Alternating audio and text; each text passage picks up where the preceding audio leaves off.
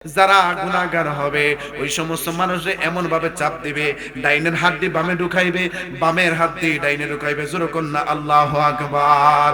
আমার মরণের কত দিন বাকি আমি জানিলাম না গো আল্লাহ, মরণের কত দিন বাকি। কন্যা আমার মরণের কত দিন বাকি আমি জানিলাম না গো আল্লাহ, মরণের কত দিন বাকি। মুরব্বীদের কথা রক্ষা করতে যায়া, মাসলা মাসিলের কথাগুলো রক্ষা করতে যায়া আপন মানুষটাকে, হয়তো আপনার মা, হয়তো আপনার বাবা সুন্দর খাটিয়ার মাঝে ঘুমানো অবস্থায় আছিল, হঠাৎ ইন্তেকাল করেছে। ওই খাটের দাম ৭০,০০০ হইতে পারে, ৮০,০০০ হইতে পারে, ১,০০,০০০ হইতে পারে। যত দামি খাট হোক না কেন, বন্ধু প্রাণ পাখিটা যখন উড়ে যাবে রে, ওই সময় আপনার আর কোনো দাম থাকবে না। আপনার আত্মীয় স্বজন আসবে, এক ভাই আরেক ভাইরে বলবো আমার আব্বা মারা গেছে। দুনিয়ার সব মানুষগুলা এই এমন একটা স্থানের মাঝে আটকারে, এই জায়গাটা হইল কুল্লু নাফসিন যায়িকাতুল মাউত। দুনিয়ার জন্য সমস্ত মুসলমানেরও এই আয়াতের সাথে পরিচয় আছে। আমার আল্লাহ বলেছেন পৃথিবীর জন্য যত প্রাণী আছে রে, সমস্ত প্রাণীরাই মৃত্যুশীল, মরণের স্বাদ গ্রহণ করতে হবে। বাজান হাকিকতান মানুষ কিন্তু মরে না, স্বাদ গ্রহণ করে। রুহটা কিছুক্ষণের জন্য লয়া যাইব, যতক্ষণ পর্যন্ত কবরে না নামাইব ততক্ষণ পর্যন্ত রুহটা আবার ফিরিয়ে দেবে না। এই মুরব্বীরা অনেক সময় বলে মানুষের 5টা রুহ থাকে, একটা লয়া জায়গা আর সব কিছু থাকে। মানুষ কি করতেছে আপনি সব দেখতে পারতেছেন, বুঝতে পারতেছেন, কিন্তু যে রুহটা লয়া গেছে গা, ওইটার কারণে আপনি হাত লড়াইতে পারতেছেন না, আপনি পাও লড়াইতে পারতেছেন না, আপনি জবান দিয়ে কথা বলতে পারতেছেন না, কিন্তু আপনি সব অনুভব করতে পারতেছেন। হায়রে দামি খাটের মাঝে শুয়ে আসলাম, জান পাখি চলে গেছে, আমার আত্মীয় স্বজন গুলো আমার নিচে নামায় দিতেছে। এই খাটটা তো আমি অত্যন্ত কষ্ট করে বানাইছি, আমার ইনকামের টাকা দিয়ে আমি খাটটা বানাইছি, ছেলে বিদেশ থেকে টাকা পাঠাইছে, এই টাকা দিয়ে আমি খাটটা বানাইছি। এত কষ্ট করে এত কিছু করলেন, এ বন্ধু আজরাইল একটা থাবার মাধ্যমে আপনার চেয়ারম্যানগিরি শেষ করে দিবে, আপনার মেম্বারগিরি শেষ করে দিবে, আমার বক্তাগিরি সব শেষ করে দিবে। তখন আর হুজুর বলবে না, তখন আর বক্তা সব বলবে না, তখন আর অমুক সব বলবে না। দূর দূরান্ত করে চাচা আসবে, ভাই আসবে, পাড়া প্রতিবেশী আসবে, আয়সা বলবে লাশ কোথায়, লাশ কোথায়, লাশ কোথায়। কথা কোন ঠিক না বেঠি? বন্ধুরে আপন মানুষগুলা খাটিয়ার থেকে নামে নিচে শোয়া দিবে, কিছুক্ষণ পর্যন্ত পরে দেখবেন গ্রামের কিছু মানুষ আছে, এরা লাশ দোয়ায় আসেনি। কথা কোন আছে না নাই? অনেক মানুষ আছে লাশ ধোয়ারে বাজান। আমি আমার জীবন আমার আত্মীয় স্বজনের মাঝে অনেক মানুষের লাশ ধোয়াইছি। এর একটা অভিজ্ঞতা হলো, এখান থেকে একটু কথা বলে যায়। এ বন্ধু, যারা আপনি আমি অনেক মানুষগুলাই কিন্তু পান খায়, অনেক মানুষ বিড়ি খায়, সিগারেট খায়, সমাজে আছে না নাই? বাজান রে 70 বছর, 60 বছর, 80 বছর বয়স হয়েছে, এমন মানুষ আছে জর্দা দিয়ে পান খায়, এমন মানুষ আছে এখনো ওক্কা টানে, এমন মানুষ আছে এখনো সিগারেট খায়, সমাজে আছে না নাই? বাজান ওইদিকে আমি কথা বলবো না, শুধু এটুকু বলতে চাই প্রত্যেকদিন ঘুমানোর আগে মেসওয়াক করে ঘুমাইবেন। আমি আমার অভিজ্ঞতা থেকে বলতেছি, লাশ যারা দোয়ায় তাদের কিন্তু লাশ দোয়াইতে কষ্ট হয়। আপনার হাত মোড়াইতে মানুষের কষ্ট হয় না, আপনার শরীর মোড়াইতে মানুষের কষ্ট হয় না, পায়ের নখগুলার চিপা চাপা ঘষায় তুলতে, এই কাঠি দিয়ে একটা একটা করে বাইর করতে মানুষের কষ্ট হয় না রে। কোন জায়গায় কষ্ট হয় জানেননি? যখন মানুষটাকে ওযু করানো হয়, হাত ধোয়াইলেন, ওযু করাইলেন, হাত ধোয়ানোর পরে যখন মুখের মাঝে পানি দেয়, শাহাদাত আঙ্গুলটা যখন লাড়া দেয়, দেয়নি? আপনাদের এলাকায় দেয়নি? এই শাহাদাত আঙ্গুলটা যখন মুখের ভিতরে লাড়া দেয়, তখন কিন্তু একটা দুর্গন্ধ আসে। আমার নবী বলে উম্মত, আমার যেই উম্মত প্রত্যেকদিন ঘুমানোর আগে মেসওয়াক করে ঘুমাবে, ওই দুর্গন্ধ থেকে আমার আল্লাহ রাব্বুল আলামিন তাকে হেফাজত করবে। যেরকম সুবহানাল্লাহ। আমি ইমাম হিসেবে বলছি, আমার সব কিছু কাজ করতে কোনো কষ্ট হয় নাই, কিন্তু আমি যখন মুখটা লাড়া দিছি, দুর্গন্ধটা কিন্তু আমার কষ্ট লাগছে। তাহলে মুসলমান হিসেবে সব সময় মুখটা পরিষ্কার রাখা দরকার আছে নি? পয়েন্টটা মনে রাখবেন, ঘুমানোর আগে মেসওয়াক করবেন। এখন তো মেসওয়াকের সময় নাই, আছে? এখন কত রকমের বেরাস বার হইছে রে বাজান, কথা কোন ঠিক না বেঠিক? মেসওয়াক না পান, বেরাস করে হইলো ঘুমাইবেন, মুখটা পরিষ্কার করে ঘুমাইবেন, আল্লাহর রহমত আপনার দ্বারে ঘিসতে পারবে। নবী বলে যার মুখের মধ্যে দুর্গন্ধ থাকবে সে যদি নামাজ পড়ে, রহমতের ফেরেশতা নামাজ নিয়ে আসে রে, এই নামাজের বরকত নিয়ে আসে, রহমত নিয়ে আসে। কিন্তু আপনার মুখে দুর্গন্ধ থাকার কারণে রহমতের ফেরেশতা আপনার দ্বারে ভিড়তে পারে না, 40 হাত দূরে থাকে। এই কারণে নবী বলেছেন উম্মত 5 ওয়াক্ত নামাজের পরে বা 5 ওয়াক্ত নামাজের পূর্বে আমার কোন উম্মত যদি ওযুর পূর্বে মেসওয়াক করে, ওই উম্মতের যেদিন মরণ হবে আল্লাহর হাবিব বলে আমি নিজে তাকে দেখা দেয়া আমি নিজে তাকে কালিমা পড়াইবো, কালিমা পড়তে পড়তে আমার উম্মত ইন্তেকাল করবে। যখন সুবহানাল্লাহ।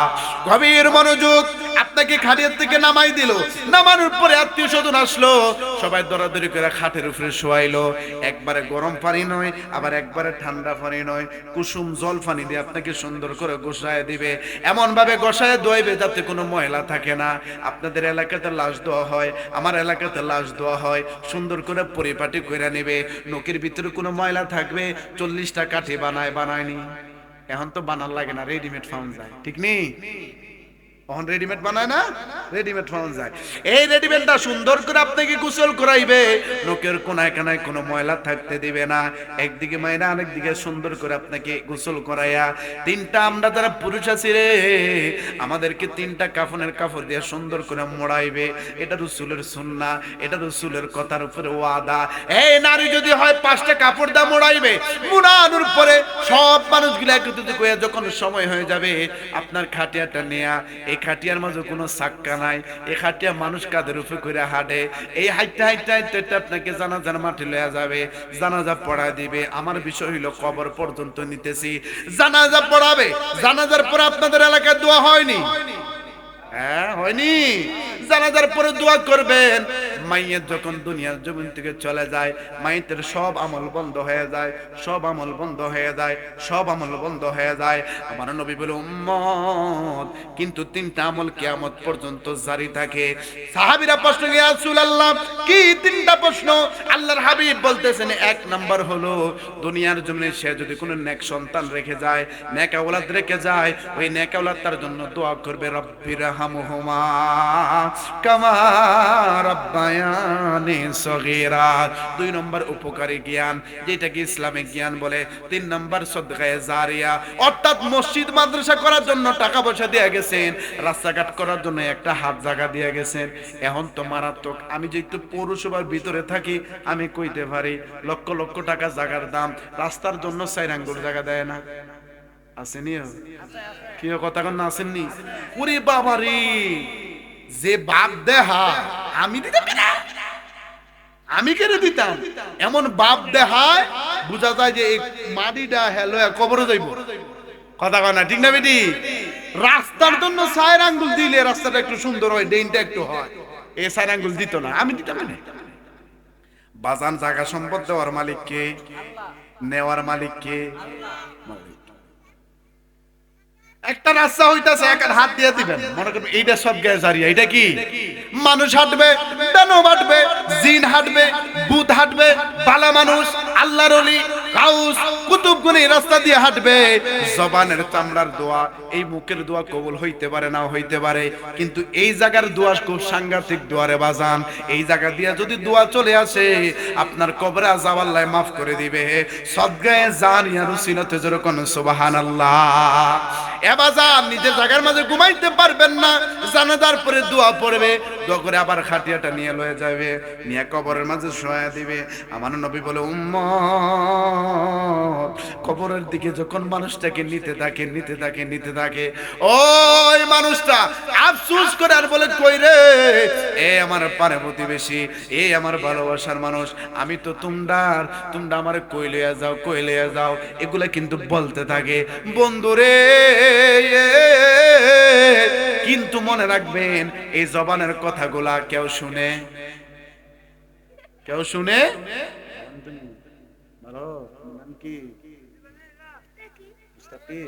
আল্লাহ যেন হায়াত দান করে, জোরে কোন আমিন। আল্লাহুম্মা সাল্লি আলা সাইয়্যিদানা নাবিয়ানা শাফিয়ানা মাওলানা আল্লাহুম্মা সাল্লি আলা সাইয়্যিদিনা নাবিয়ানা শাফিয়ানা মাদ। আল্লাহুম্মা সাল্লি আলা সাইয়্যিদিনা নাবিয়ানা শাফিয়ানা মাদ নাবিয়ানা শাফিয়ানা। ওইখানে বসো, পিছনে বসো, পড়েন না, আল্লাহুম্মা সাল্লি আলা সাইয়্যিদিনা নাবিয়ানা শাফিয়ানা। কি হইছে আগ থেকে সমস্যা? আল্লাহ শেফা দান করে, কামিন কর। সমস্যা দেওয়ার মালিক কে? সমাধান করার মালিক কে? গভীর মনোযোগ। ডাইনে বামে কথা শুনলে বিষয়টা এলোমেলো হয়ে যাবে।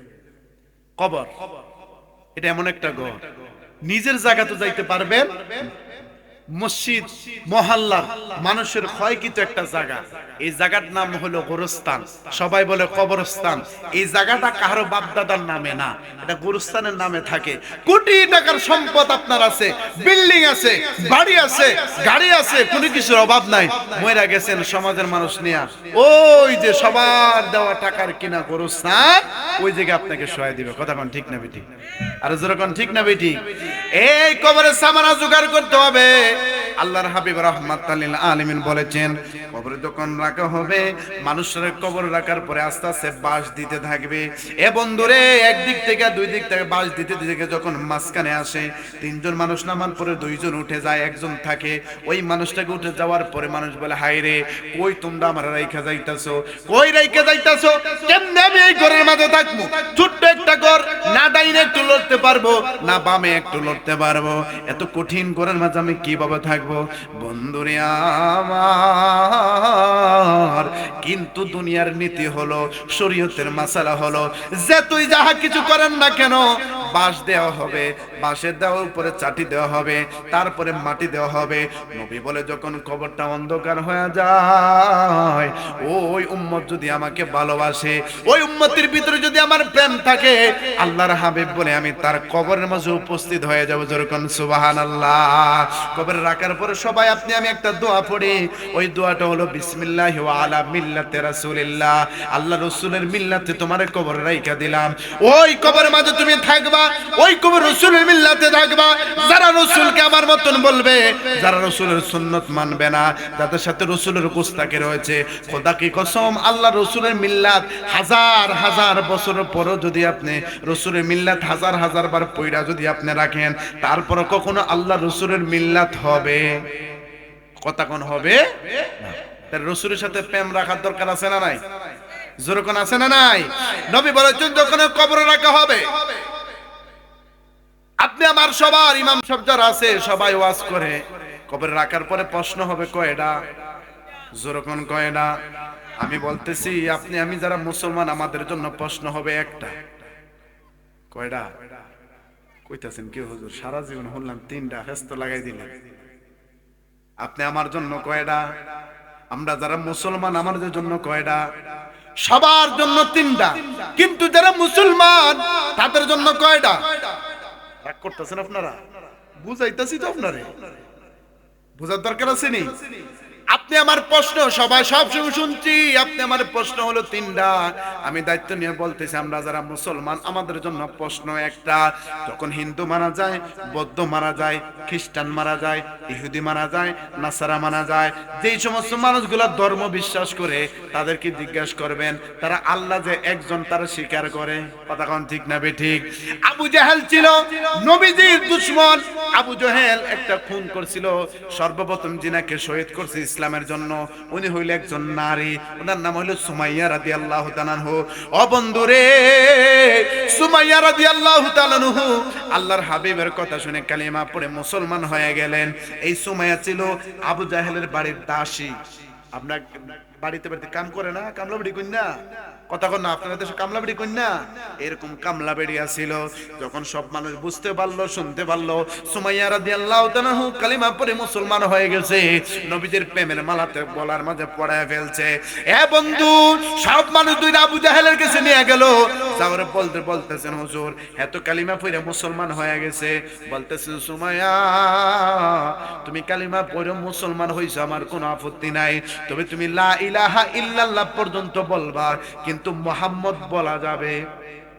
কথা কোন মুহাম্মদ বলা যাবে, লা ইলাহা ইল্লাল্লাহ পর্যন্ত আমিও স্বীকার করি ইলাহ যে একজন, রব যে একজন, সৃষ্টিকর্তা একজন, এটা আমিও মানে, এটা আমি বিশ্বাস করি, কিন্তু মুহাম্মদকে আমি বিশ্বাস করি না। জোরে কোন নাউজুবিল্লাহ।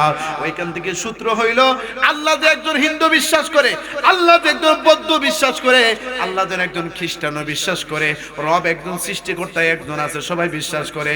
হিন্দুরকে যখন কবরে রাখা হবে, হিন্দুর কবরে কিন্তু মুনকার নাকির আসবে। আল্লাহু আকবার কইতেন না? এই যত ধর্মের বিশ্বাসী আছে, যারা মারা যায় আগুনে পুড়ক আর বত্তা বানাক আর যাহা কিছু করক, মুনকার নাকির কিছু আসবে। আসার পরে বলবেন মার রাব্বুকা, তুমি কেডা, তোমার রব কেডা? সবাই বলবে একজন ইলাহ। সুবহানাল্লাহ কইতেন না? ইহুদি করবে ইলাহ একজন, নাসারাও বলবে ইলাহ একজন, হিন্দু বলবে ইলাহ একজন। বলবে তোমার ধর্ম কি? দ্বীন আল ইসলাম, তোমার ধর্মটা কি? উনি বলবে যে আমার ধর্ম হইল হিন্দু ধর্ম, আমার ধর্ম বৌদ্ধ ধর্ম, আমার ধর্ম ইহুদি ধর্ম। এই ধর্মগুলার কথা বড় বড় একটা সাইড করা হবে, বুখারী শরীফের মাঝে আছে, ওই মানুষগুলা সাইড করা হবে। কি করা হবে? এই তোর বাড়ি কই রে? বাড়ি কই? এই এর কেউ না?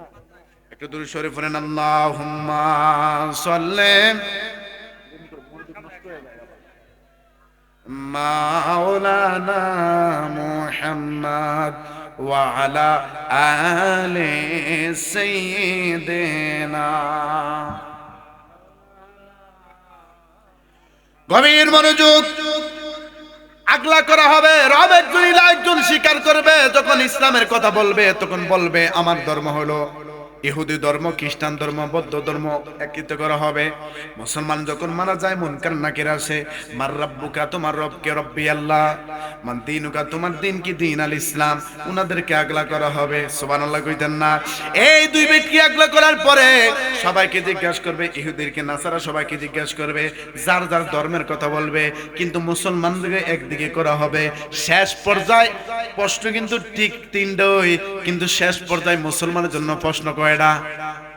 বুঝছেন নি? বা আমাদের প্রশ্ন কয়টা? একটা।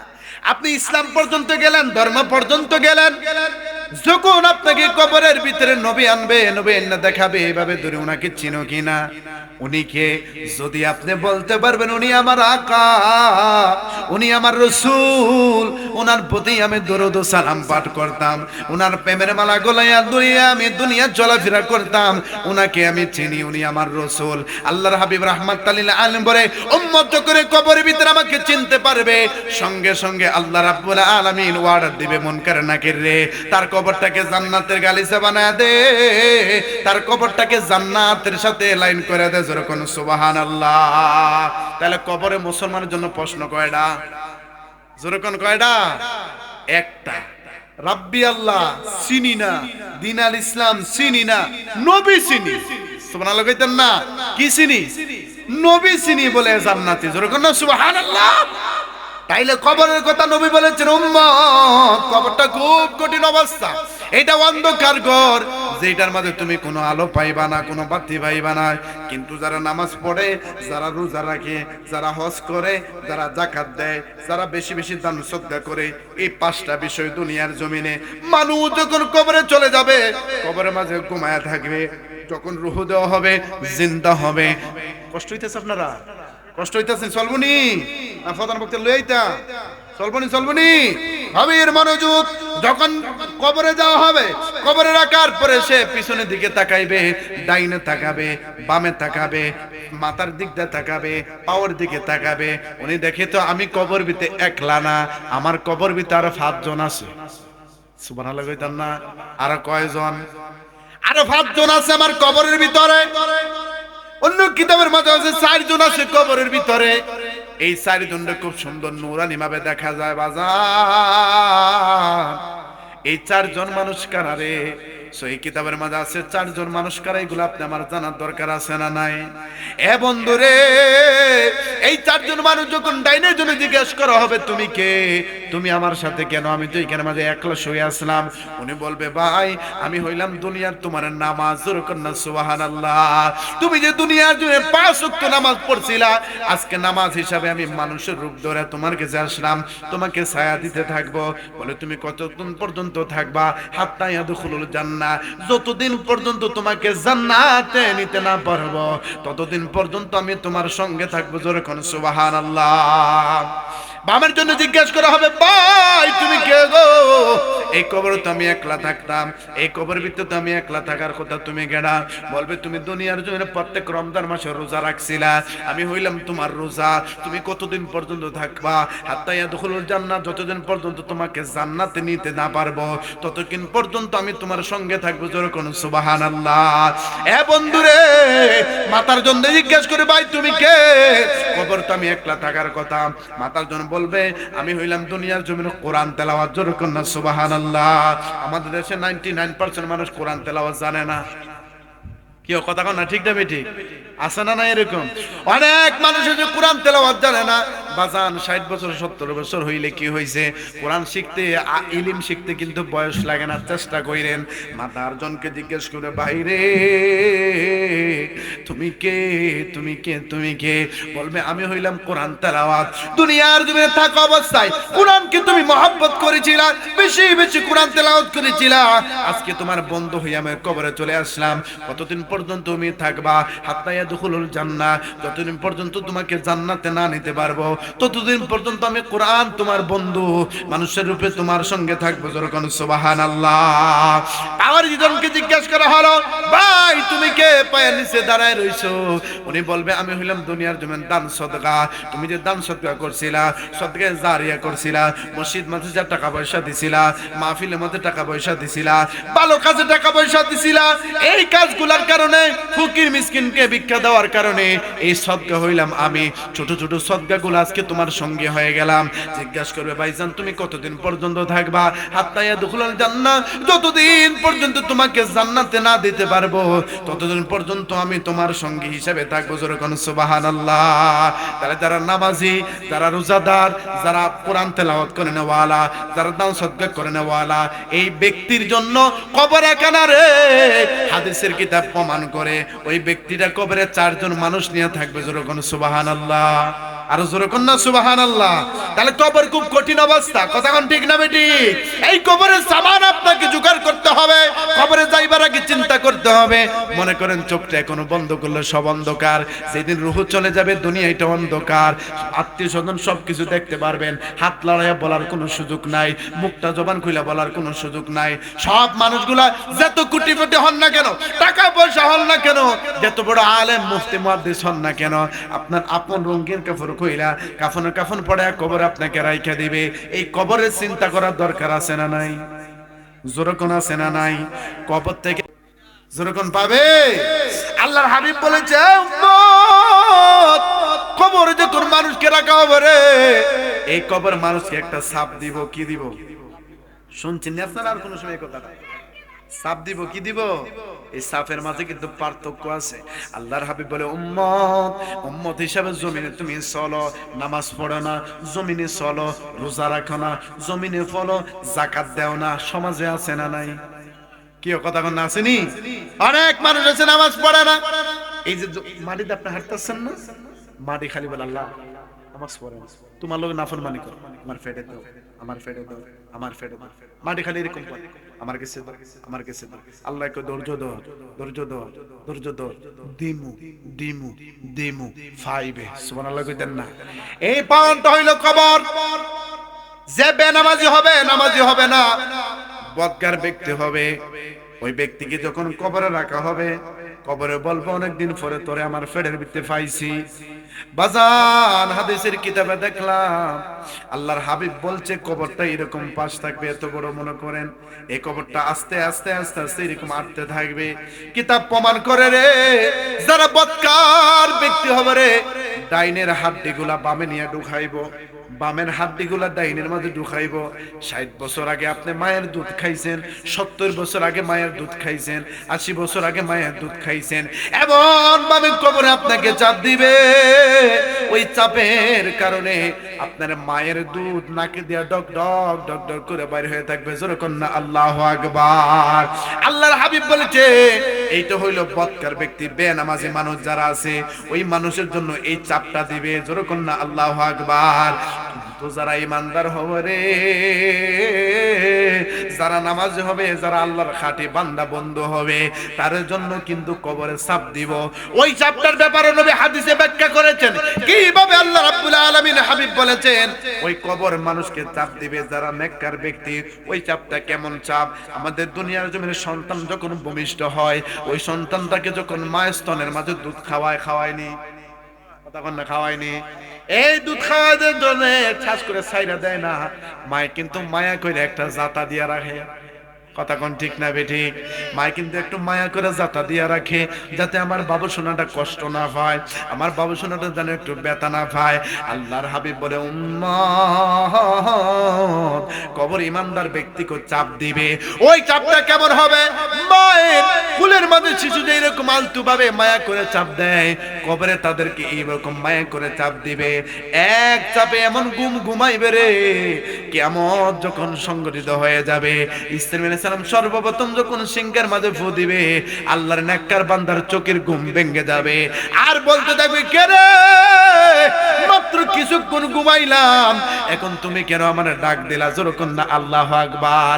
এই কিছুক্ষণ সময়টা নবী বলেছেন 1000 হইতে পারে, 1000 বছর হইতে পারে, 2000 বছর হইতে পারে, হাজার হাজার বছর পর্যন্ত কবরের ভিতরে আপনি ঘুমায় থাকবেন, কবরের ভিতরে আপনি থাকবেন। ইমানদার যারা ব্যক্তি আছে তাদের ঘুম ভাঙ্গার সঙ্গে সঙ্গে বলবে, আল্লাহ কেন আমাদের ঘুম ভাঙ্গাইলাম? মাত্র তো ঘুমাইলাম। জোরে কন্যা আল্লাহু আকবার। তাহলে দুইটা ব্যক্তির জন্য দুই রকম চাপ।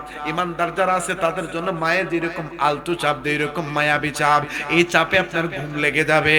আর যারা বক্তার হবে রে, যারা গুনাহগার হবে, ওই সমস্ত মানুষে এমন ভাবে চাপ দিবে, ডাইনের হাত দিয়ে বামে ঢুকাইবে, বামের হাত দিয়ে ডাইনে ঢুকাইবে। জোরে কন্যা আল্লাহু আকবার।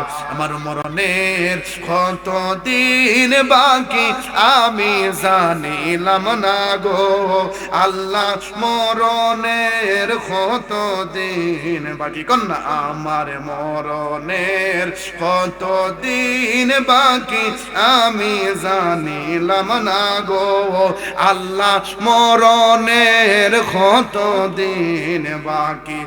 আর আজরাইল আসিয়া যেদিন হস্তে দিবা দড়ি, আজরাইল আসিয়া যেদিন হস্তে দিবা দড়ি, সেই দিন আমার মনাবায় করবে লুকালুকি আমি জানিলাম না গো আল্লাহ, মরণের কত দিন বাকি। কন্যা মরণের কত দিন বাকি জানিলাম না গো আল্লাহ, মরণের কত দিন বাকি।